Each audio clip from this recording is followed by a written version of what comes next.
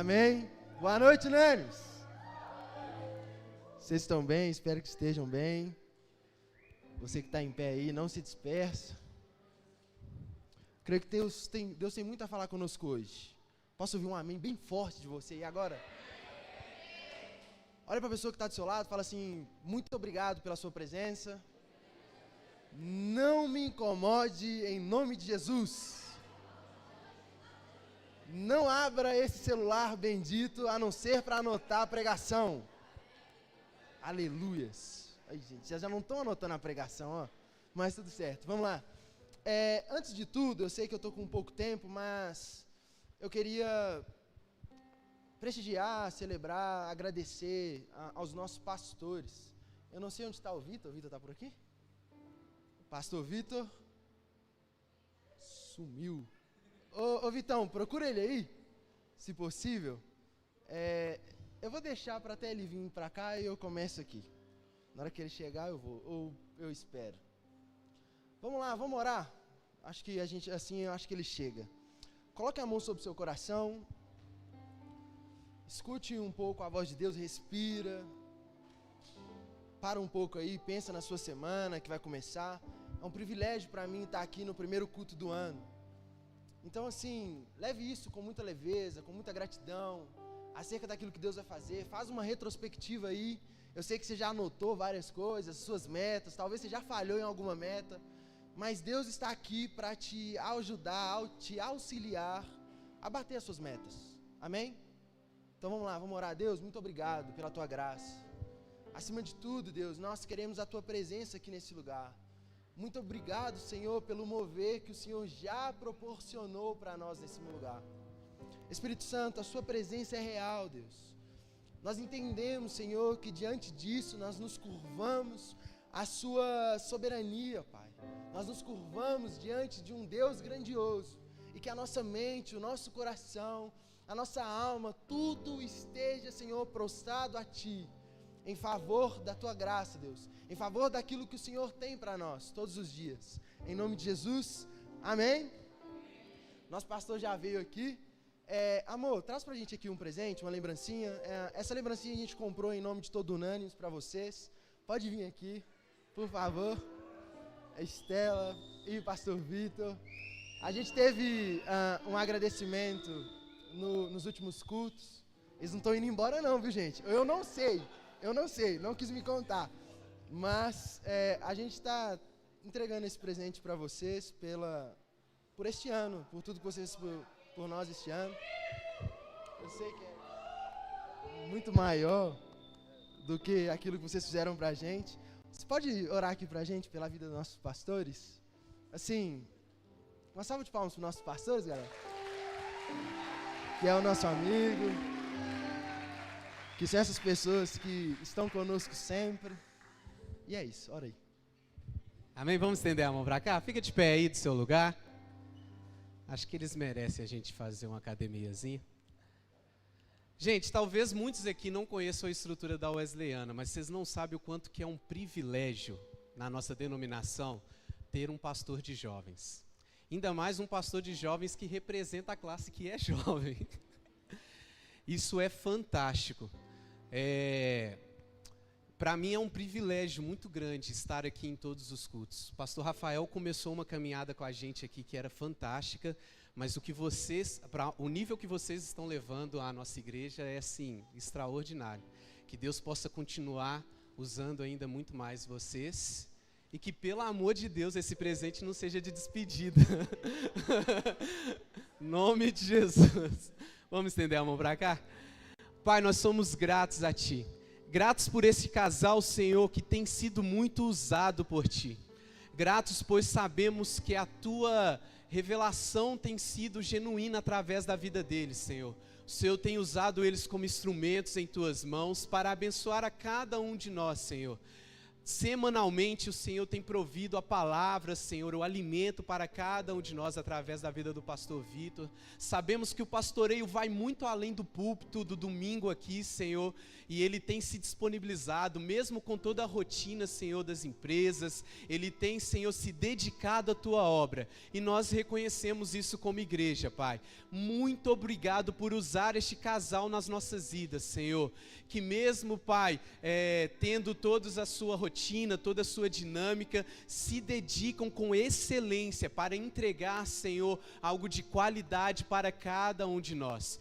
Por isso nós te pedimos, Senhor, que o Senhor venha trazer ainda mais prosperidade sobre a vida deles, Senhor. Não só apenas na vida material, como nós já temos visto o Senhor avançar com eles, Pai, mas em todas as áreas, Senhor. Na criação, Senhor, da sua filhinha, Pai, na criação da sua família, Senhor, na condução dessa igreja, que o Senhor venha usá-los ainda muito mais, Senhor. Nós declaramos toda sorte de bênção sobre a vida, Senhor, do Vitor, da Estela, Senhor, no nome de Jesus, e te pedimos, toma essa família em tuas mãos, Pai, e os abençoa tremendamente. É o que nós pedimos no nome santo de Jesus.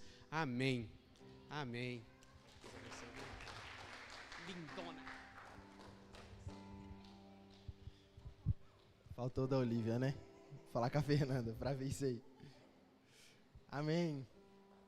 Vamos para o momento da palavra, então. Você que trouxe a Bíblia, abre em Mateus 14, do 1 ao 13.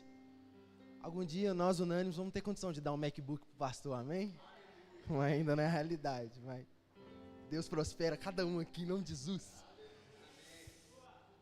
Você que abriu diz amém. Você que não achou, está repreendido. Eu vou ler Mateus 14, do 1 ao 13, a parte A. Assim, é uma palavra que falou muito comigo durante essa semana. Nós estamos em um tempo de leitura bíblica para bater a meta do plano bíblico anual. E assim, eu sempre li esse texto, mas nunca tinha tido uma revelação da forma com que tive. E assim, eu fiquei muito ansioso por espalhar isso que eu aprendi. Porque eu creio que tudo que nós aprendemos de fato com Cristo, em algum momento, ele vai servir para frutificar algumas outras pessoas. Então, cara, aquilo que você tem aprendido no seu secreto, e você sente de Deus que há um momento de se espalhar aquilo que você tem aprendido, espalhe isso. Não seja um cristão que só se alimenta, mas seja um cristão que também dá alimento aos outros. Amém? Então, Mateus do 14, do 1 ao 13, pode abrir aí, NAA. Por aquele tempo, o tetrarca Herodes soube da fama de Jesus, e disse aos que serviam, este é João Batista, ele ressuscitou dos mortos e por isso forças miraculosas operam nele. Porque Herodes, havendo prendido João, o amarrou e pôs na prisão por causa de Herodias, mulher de seu irmão Filipe. Pois João lhe dizia, você não tem direito de viver com ela. Embora Herodes quisesse matá-lo, tinha medo do povo, porque consideravam João como profeta. Mas, quando chegou o dia do aniversário de Herodes, a filha de Herodias dançou diante de todos e agradou Herodes. Próximo, este prometeu com juramento dar-lhe o que lhe pedisse. Então ela, instigada por sua mãe, disse, dê-me aqui num prato a cabeça de João Batista. O rei ficou triste, mas por causa do juramento e dos que estavam com ele à mesa, ordenou que o pedido fosse atendido. Assim deu ordens para que João fosse decapitado na prisão. A cabeça foi trazida num prato e dado à jovem que levou a sua mãe. Então vieram os discípulos de João, levaram o corpo e o sepultaram. Depois foram e anunciaram isso a Jesus. E por fim, eu gostaria que todos se atentassem a esse versículo. Eu vou ler só a parte A e depois eu finalizo com a parte B. Jesus, ouvindo isso, retirou-se dali num barco para um lugar deserto. Repita comigo. Para um lugar deserto. Essa tradução está falando uma parte e algumas outras traduções vai falar a sós. Mas eu gostei dessa tradução e vou continuar nela. E aí eu começo trazendo a introdução desse texto do qual nós lemos. Na história bíblica, poucos relacionamentos são tão marcantes quanto o de Jesus e de João Batista. É algo que nós temos muitas das vezes como um exemplo a ser seguido. Só que eles eram também parentes de sangue, pois suas mães, Maria e Isabel, compartilhavam de um laço familiar. Lá em Lucas, no capítulo 1, do verso 39 ao 45, vai dissertar um pouco sobre isso. Mas o vínculo deles iam muito além de uma família. Este fundamento, essa família estava fundamentada em um propósito divino. O que eu quero dizer é que João Batista e Jesus, eles não simplesmente brigavam pelo controle da televisão, mas eles tinham algo em comum para um propósito do qual eles viriam a cumprir. Amém? Todo mundo está entendendo até aqui? Excelente. Eu não vou ler do 39 ao 45, mas em Lucas, no capítulo 44, deixa eu ver. Não, eu vou ler do 41. Quando Isabel ouviu a saudação de Maria, a criança lhe estremeceu no ventre. Então Isabel ficou cheia do Espírito Santo. É bom pontuar esse versículo. 43. E grande honra é para mim receber a visita da mãe do meu Senhor. 44. Pois logo que me chegou aos ouvidos a voz da saudação que você fez, a criança estremeceu de alegria dentro de mim, isso Isabel falando. Bem-aventurado a que creu, porque serão cumpridas as palavras que lhe foram ditas da parte do Senhor. Então, nós temos uma ideia e um vínculo familiar entre Isabel e Maria, de que logo mais primos iriam cumprir um propósito na vida de cada um. Só que João foi chamado para preparar o caminho do Messias, o que muitos de nós já sabemos, anunciando a chegada do reino de Deus. Isso a gente vai aprender em Mateus 11:11.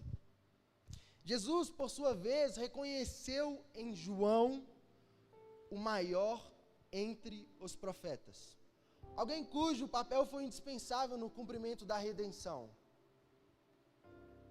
Em Mateus 11:11, Jesus vai falar: em verdade lhes digo, entre os nascidos de mulher não apareceu ninguém maior do que João Batista, mas o menor no reino dos céus é maior do que ele.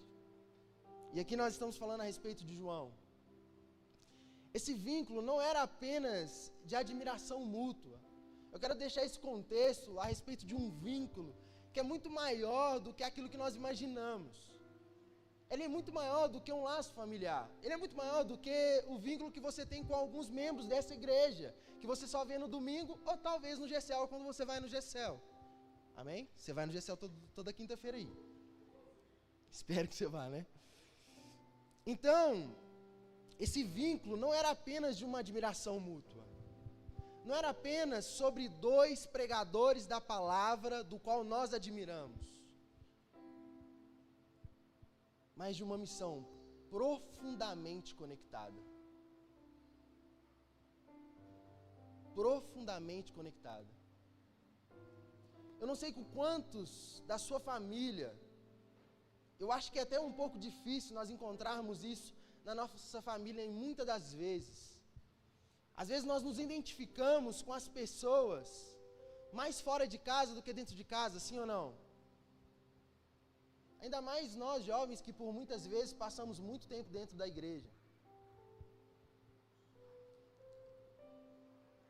João batizou Jesus, testemunhou da sua divindade e apontou-o como Cordeiro de Deus que tira o pecado do mundo. João 1, do 29 ao 30.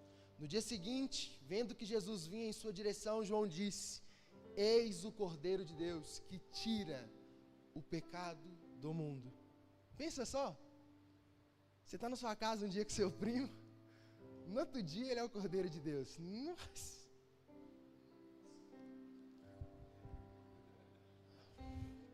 Não vai haver, né? Que é só Jesus.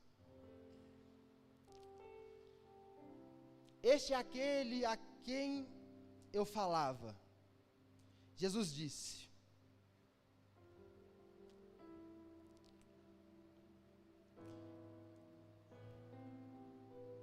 só um momentinho, galera.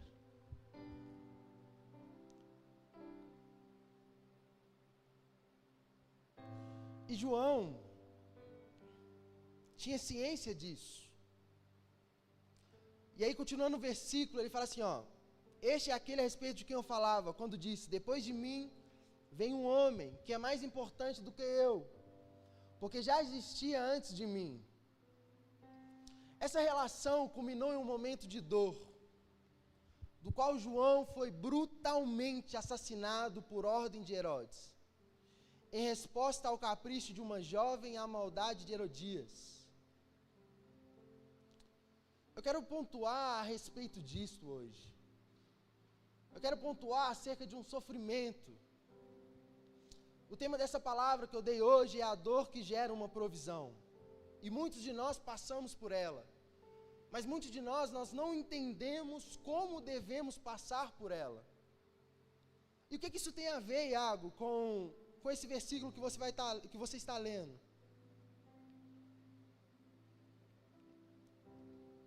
Você vai entender logo mais. Quando Jesus recebeu a notícia da morte de João, ele se retirou para um lugar deserto, aparentemente em busca de uma solitude para processar a perda. Mateus 14:3 vai falar isso. Aqui nós vemos a humanidade de Jesus. Ele não era apenas Deus. De fato, ele era Deus. Mas também existia uma realidade expressa num Cristo humano, como eu e você. Eu quero trazer essa realidade para nós hoje, entendermos um pouco melhor. Ele sentia como nós sentimos hoje. E é por isso que Jesus vai até um lugar deserto, a se encontrar com uma solitude. C.S. Lewis vai escrever em um de seus livros que Deus sussurra em nossos prazeres, fala em nossa consciência, mas grita em nossas dores. A dor é um megafone de Deus para um mundo surdo, para um mundo que não escuta a voz dele há muito tempo. Diante de muito tempo, eu lembro de ler esse capítulo, e eu só pensava em algo, porque logo depois nós vamos ter a pesca maravilhosa, mas eu não quero pular tanto. Mas eu lembro de lembrar somente do menino que estava diante de uma multidão, e do qual havia a multiplicação dos pães e dos peixes. Mas eu não me atentei àquilo que acontecia no contexto anterior, que é o retiro de Jesus. Este versículo revela um aspecto profundo e muitas vezes negligenciado no ministério de Cristo, que é a sua necessidade diante de eventos marcantes de passar tempo só. E que de fato são problemas que por muitas vezes eu e você passamos. Quantas vezes nós precisamos ficar só com Deus para renovarmos a nossa vida espiritual? Pararmos de fazer aquilo que estamos fazendo, para simplesmente escutarmos a voz do nosso Senhor. E aí eu vou te fazer uma pergunta: há quanto tempo você não para alinhar as suas dores, do qual muitas vezes não tem sido tratada? Há quanto tempo você não para simplesmente escutar a voz de Deus e escutar aquilo que Ele fala a teu respeito? Quanto tempo? Você só vem na igreja, faz alguma coisa, faz Y, faz Z, mas você não aguenta ficar parado aqui na igreja, não ser sentado num banco. Você tem que fazer alguma coisa. Eu tenho esse problema. Eu sou um pouco ansioso. Mas qual foi a última vez que você se retirou e ficou somente escutando a voz de Deus? E aqui eu quero deixar muito claro, cara. este não foi um ato de fuga ou escapismo de Deus com relação à situação. Até porque Deus é Deus. Se ele não quisesse ter parado ali, não teria parado. Mas uma busca deliberada de renovação espiritual e emocional na presença do Pai, foi isso que Jesus fez. Foi isso que Deus deixou para nós como exemplo. E aí? Qual foi a última vez que você passou por esse tempo? A ação de Jesus destaca sua plena humanidade. Fato. Ele sentiu o impacto emocional da perda de um amigo e um parente. Alguém que não apenas compartilhava laços familiares, mas também tinha um papel crucial na missão divina. É muito ruim perder alguém que você contava para muitas coisas. É muito ruim você perder algo que você gostava tanto de ter. É muito ruim acontecer algo que você não queria que acontecesse. E aqui eu não estou falando só de luto. Eu estou falando acerca de todos os nossos problemas cotidianos, que nos dói de uma maneira, que nos leva a uma tristeza, que simplesmente pode ser resolvida em um retiro espiritual, aonde é só você e Deus.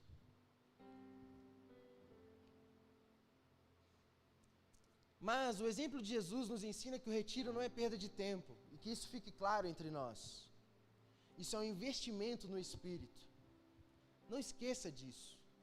Existem momentos que nós devemos parar, colocar o pé no freio e pensar: Deus, muito obrigado por tudo. É esse lugar onde eu deveria encontrar contigo. Amém?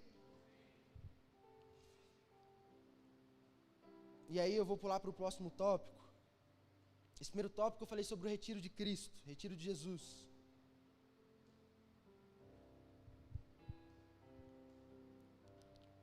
Segundo momento, eu quero falar sobre a multidão e a compaixão de Jesus. Depois de se retirar para buscar solitude em sua dor, Jesus é encontrado pela multidão e segue. Mateus 14:14 vai falar sobre isso. Ao desembarcar, Jesus viu uma grande multidão e compadeceu-se dela, e curou os seus enfermos. Esse encontro revela uma faceta poderosa de um caráter de Jesus. Sua capacidade de superar as dificuldades e ter uma compaixão para com o próximo. Eu não sei você, mas quando você está sentindo muita dor a respeito de alguma situação, qual é a sua primeira atitude? Se isolar? Estancar a dor? Será que nós teríamos a maturidade de que em meio à dor, em meio ao sofrimento, em meio a todas as situações, nós pararmos para olhar o irmão que está do lado? Será que mesmo faltando um tênis, nós daríamos um tênis ao irmão que está do lado? Será que faltando um pão, nós dividiríamos aquilo que ganhamos com alguém que está ao nosso redor? Será que em extremo luto, nós pararíamos para abraçar alguém que está precisando de um abraço, sendo que nós somos as pessoas que mais precisamos naquele momento? Eu te faço essa pergunta. O nosso irmão mais novo não é nessa igreja, em nome de Jesus. Se bate o dedinho do pé, já não olha a nossa cara.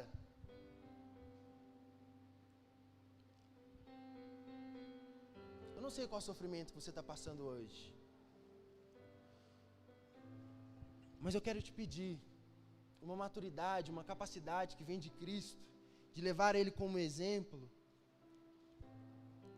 de superar o sofrimento pessoal para atender às necessidades alheias. Amém?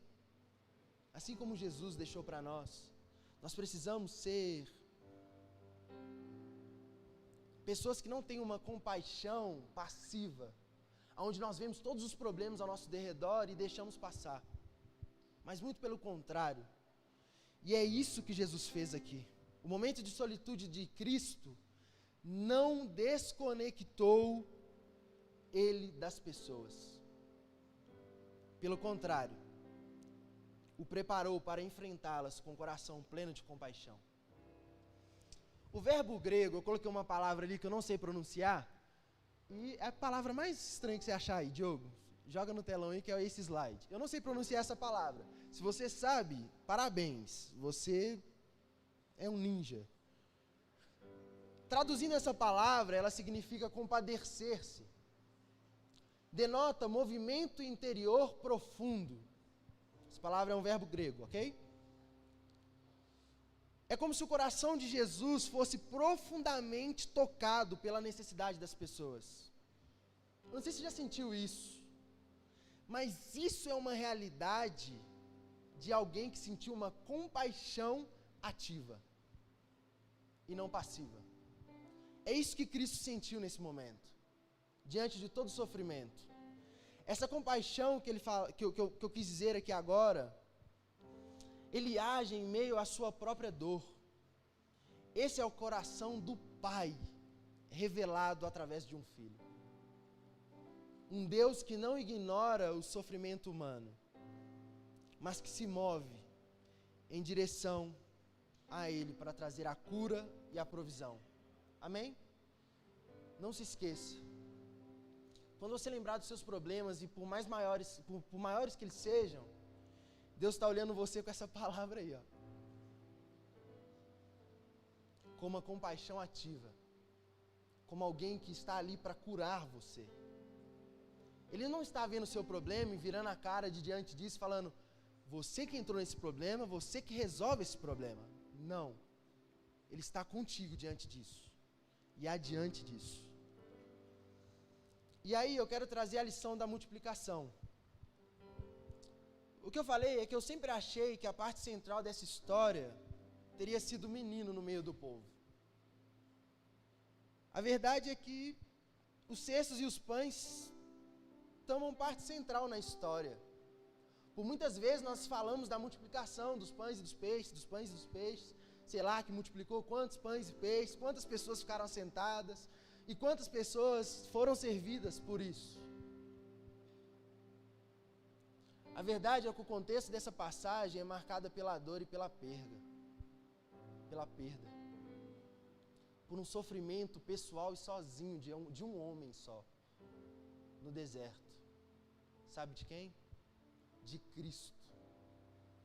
Por um parente de Cristo. Por um irmão. Alguém que tinha um extremo vínculo ministerial. É esse sofrimento que Jesus está passando ali naquele momento. A verdade é que o contexto dessa passagem é marcado por isso. Mas a narrativa nos mostra que o luto de Jesus não interrompeu o avanço do reino de Deus. Pelo contrário, ele transformou a dor em compaixão e a compaixão em provisão abundante. A morte do João Batista representava um golpe doloroso, sim ou não? Mas Jesus não permitiu que isso detivesse a sua missão. E que nenhuma dor venha parar você de cumprir aquilo pelo qual você foi chamado. Eu sei que nós passamos por muitas coisas. E cara, existe uma expectativa para esse ano. E se eu pudesse dizer algo para você, é que você vai sofrer durante esse ano. Em algum momento, você não está isento de um sofrimento. Só que, eu fiz toda essa palavra pensando só nisso. Então você tem que dar um glória aí no final. Amém? No meu casamento, eu disse sobre isso. Calma. Não falei ainda. Eu disse uma frase no meu voto, nos meus votos de casamento, que me remeteu muito a essa palavra. Eu gostaria de compartilhar isso com vocês. Sendo assim, né, com esse fundamento, eu prometo estar aqui em todos os momentos, eu falando para a Fernanda isso, nos bons e nos melhores, porque nessa estrada que trilhamos, tudo coopera para o bem daqueles que o amam. A verdade é que o sofrimento dado por Cristo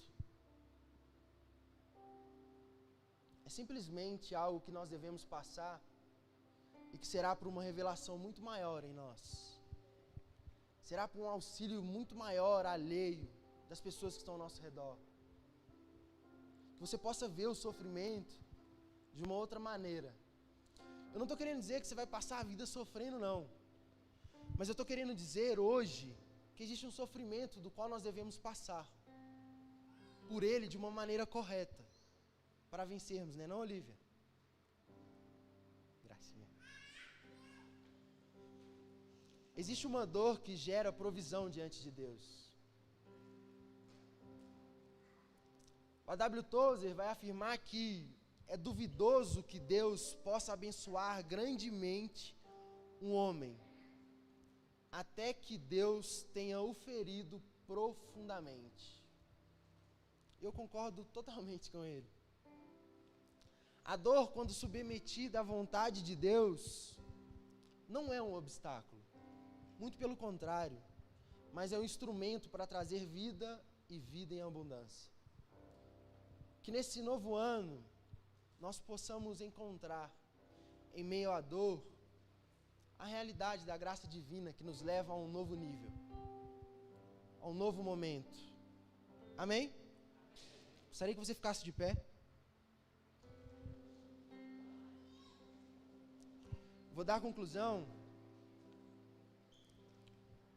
O nosso chamado é confiar que, mesmo em meio à dor e todas as situações, as perdas, as incapacidades, as situações adversas, nós dependemos de um Cristo.